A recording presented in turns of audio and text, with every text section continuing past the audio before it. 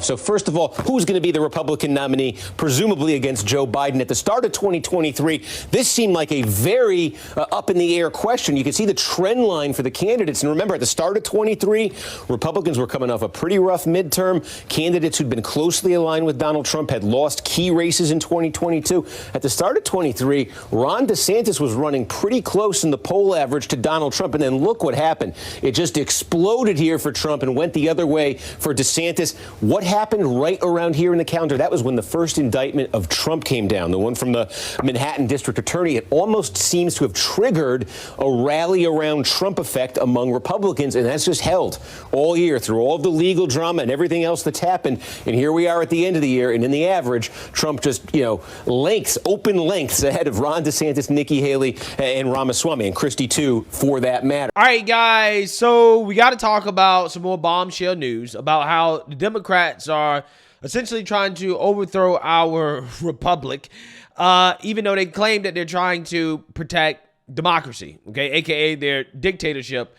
As we got to talk about the loose cannon Maine Secretary of State, Miss Shenna Bellows, who just announced that Trump is ineligible to appear on the Maine presidential primary ballot in 2024. Now, this comes after Colorado's Supreme Court ruled that Trump is disqualified from Colorado's 2024 primary ballot, except they actually put Trump back on the ballot in Colorado after the Republicans appealed, and then they're going to wait for the Supreme Court to make a decision. So I guess technically Trump is back on the ballot in Colorado, but nonetheless, right, like this is the second time we've had a ruling that Trump is ineligible to be on a state ballot, as Democrats continue to ratchet up the clearly and obviously politically motivated witch hunt against former President Trump. So with that being said, I want to go ahead and react to the mainstream liberal media, the affirmative action hire who's sitting in for Joy Reid, who's the affirmative action host of the Readout. I want to react to their coverage of what's going on here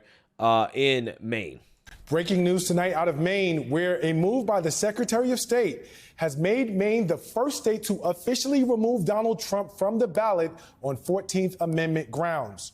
In a ruling just moments ago, Secretary of State Shenna Bellows writes, quote, specifically, I find that the declaration on his consent form is false because he is not qualified to hold office of the president under Section 3 of the 14th Amendment. You know, I love how they just went out of their way to determine that, based off the 14th Amendment, Trump is ineligible, right? Because they're the ones that determine whether or not Trump actually committed an act of insurrection, even though he hasn't been criminally charged or convicted of committing an insurrection, but they've just determined that he has. So, you know what? Screw it. We're just going to take him off the ballot. Democrats have set some dangerous precedents here. I promise you, they're setting some dangerous precedents for this country. Bellows added, I conclude that the record establishes that Mr. Trump, over the course of several months and culminating on January 6, 2021, used a false narrative of election fraud to inflame his supporters and direct them to the Capitol to prevent certification of the 2020 election and the peaceful transfer of power. I likewise conclude that Mr. Trump was aware of the likelihood for violence and at least initially supported its use, given he both encouraged it with incendiary rhetoric and took no timely action to stop it. Yeah, so telling people to be peaceful, okay, and to go home, right? That's not him trying to stop it. That's not him trying to encourage peace and civility. Nope. They just completely ignored Trump doing that, right? Everything he did was all bad, according to these people. This now comes a day after Colorado's Republican Party has asked the United States Supreme Court to overturn Colorado's ruling barring Trump, which basically means Trump will appear on that state's ballot for now. And late today, the High Court was asked to fast-track its review of the Colorado ruling by the 6 Colorado voters who brought the lawsuit to bar Trump from the ballot in the first place. Joining me now is Colorado Secretary of State Shenna Griswold. So glad to have you here. Before we even talk about your state, let's try and unpack some of this breaking news out of Maine. What is your reaction to this move and what it means for the future of all of these 14th Amendment challenges? Well, good evening. Thank you for having me on. And honestly, I think it's great that Shenna Bellows, the Secretary of State of Maine, followed the Colorado Supreme Court in deciding that Donald Trump is disqualified from the ballot. Look, it's very clear that Donald Trump engaged in an insurrection. It is also very clear the language in the Constitution, which says that if someone swears to uphold the Constitution and then engages in insurrection, they cannot be placed in office again. So I do think the Secretary of State of Maine did the right thing. And in Maine, it is her job to make this decision.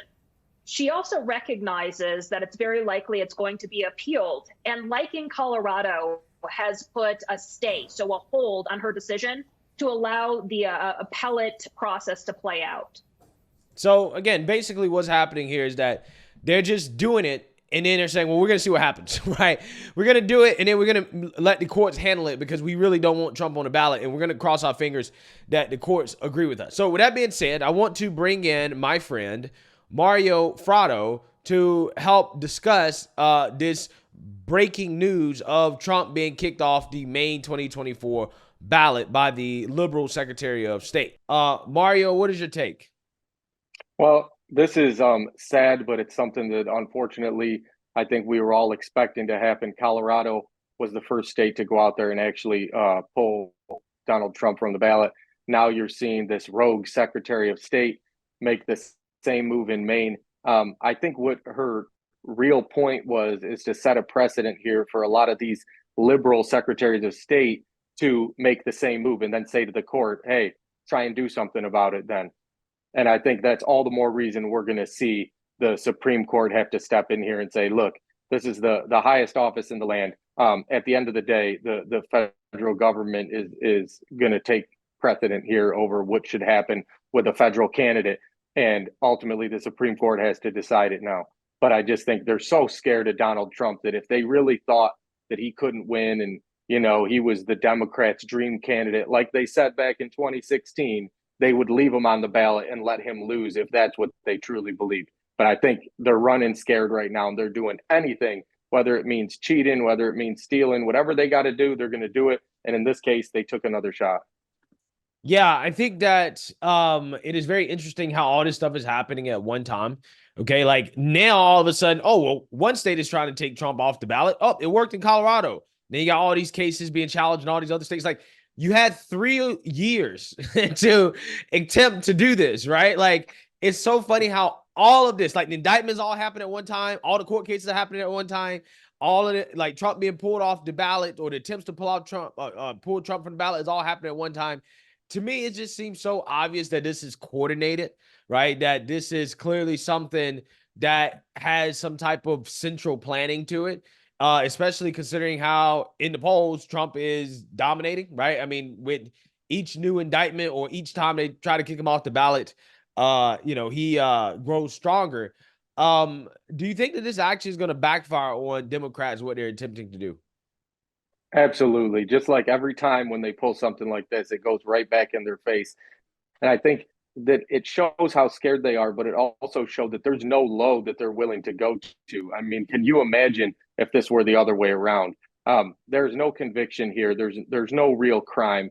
They're trying to use the 14th Amendment and stuff that had only been used against people who were basically Confederates in the Civil War to come back now and do this to a former president while he's running for office. You know, you go back to January of 2021 when January 6th took place, and people thought President Trump was finished. A lot of people, including people on the right, a lot of rhinos started instantly turning their back on him, saying how terrible this was. Remember Kevin McCarthy, they had him on tape. Everybody flipped on Trump, and they didn't think that he would have a realistic shot at coming back in 2024. And now that not only does he have a real shot, but he will be our nominee. He's crushing it in the polls. The base wants him back more than ever, and they see what the Democrats are doing to this country. So now, like you said, 3 years later, all of a sudden this mad dash, this scramble to try to get rid of him, and it's just not going to happen. The people see through this, and I can only imagine what would happen if he were somehow prevented from enough primary ballots in the country to not make it as the nominee, or if they somehow tried to do it in the general and he was not able to win this race or get the nomination because of something like this, the country would be in chaos.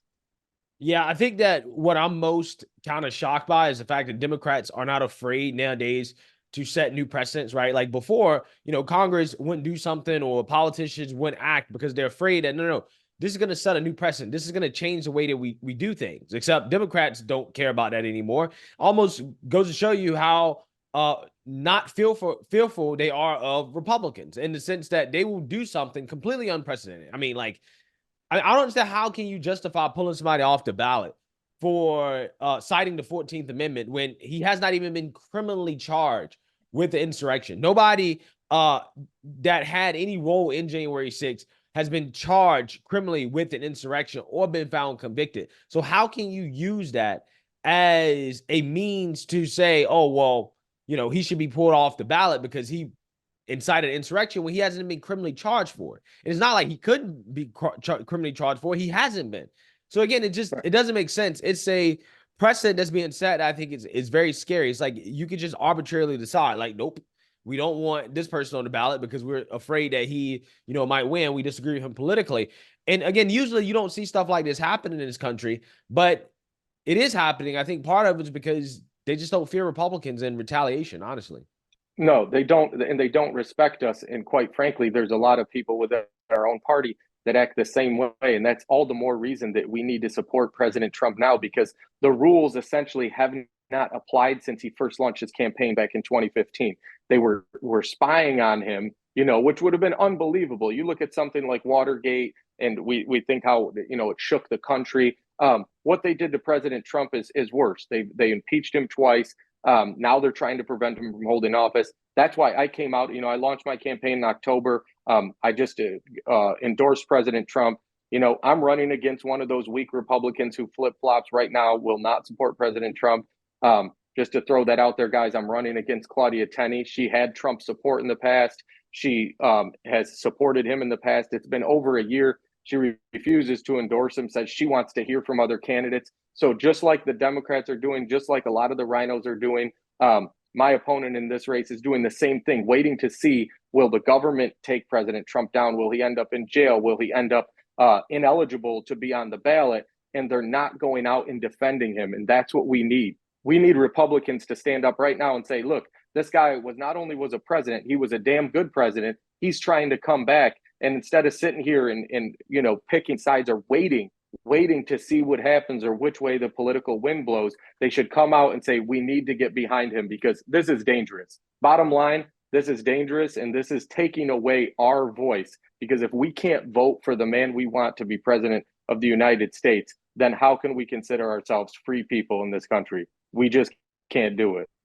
Yeah, man. Unfortunately, it seems like for Democrats that democracy is a threat to their democracy, aka dictatorship, right? Because that's what it seems like to me. So, hey, let the viewers know any last words, anything like that, where they can find you, where they can check you out. Yeah, guys, look, like I said, I'm running against Claudia Tenney. She's a total rhino. Amnesty, taxpayer-funded sex changes, funding for illegals, blocking deportations, men and women's bathrooms. She supported all of it. We need to get her out of there. I need all the support I can get. And we got a fundraising deadline coming up December 31st. So if you can go to marioforcongress.com, donate. You can find me there, Mario Fratto, Facebook, at Mario Fratto on Twitter. And I'd love to have your support because I'm going to need it, guys. And we got to get rid of these career politicians, and especially these weak Republicans like Claudia Tenney and so many others that have now turned their back on President Trump when the going gets tough. Awesome. Thank you, Mario. All right, guys. So let me know what you think. Make sure you like, comment, and subscribe. Most importantly, share a Black conservative perspective. Peace.